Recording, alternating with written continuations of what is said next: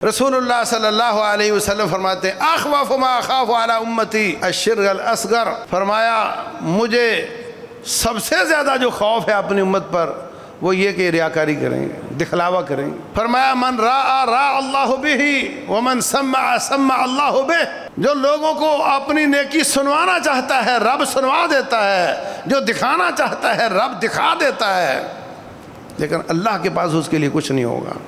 99% رب کے لیے نیکی ہو، 1% غیر کے لیے ہو، اللہ تعالیٰ اس کو چھوڑ دیتا ہے، بندے کو بھی اس کی نیکی کو بھی۔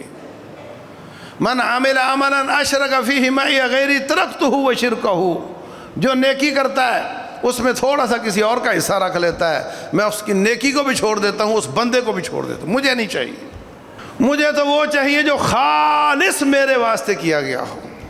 کتنی بار جنتیوں کا تذکرہ ہوا، جہنمیوں کا تذکرہ ہوا، الا عبادک منہم المخلصین۔ یہ سب عذاب شیطان کے بہکاوے انسانوں کے لیے ہیں، مگر جو مخلص بندے ہوں گے وہ میرے محفوظ رہیں گے۔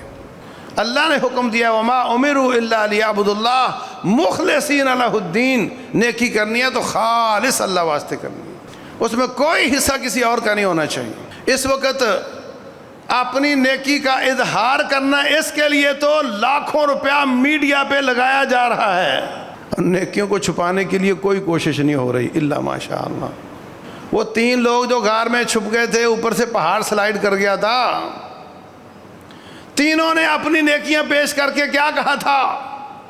یا اللہ اگر میں نے تیرے علم میں یہ نیکی خالص تیرے لیے کی تھی تو آج ہمارا پتھر ہٹا دے۔ ٹیسٹ ہے، ٹیسٹ ہو رہا ہے اپنی نیکی کا۔